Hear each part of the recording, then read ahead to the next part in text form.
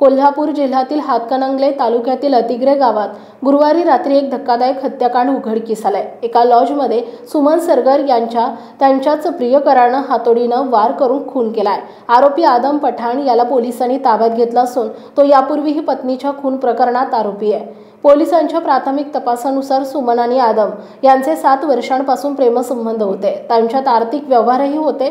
सुमनने वारंवार आदमकडे 7 लाख रुपयांची मागणी केली होती। ही मागणी न भागवता आल्यामुळे आदम वैतागला होता। त्यामुळेच कटकटीला कंटाळून त्यानं सुमनला संपवण्याचा निर्णय घेतला।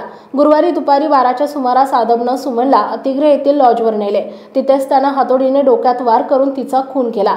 सायंकाळपर्यंत दोघेही बाहेर न आल्यानं लॉजच्या मालकाला संशय आला।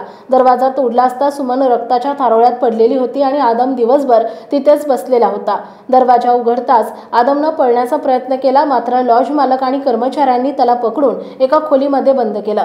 त्यांनी तात्काळ पोलिसांना माहिती दिली। पोलिसांनी घटनास्थळी येऊन आदमला अटक केली आहे। आरोपी आदम पठाण गुन्हेगारी प्रवृत्तीचा असून त्याच्यावर यापूर्वीही स्वतःच्या पत्नीच्या खुनाचा आरोप आहे। या संदर्भात त्याच्यावर सध्या न्यायालयीन खटला सुरू आहे, अशी माहिती पोलिसांनी दिली आहे।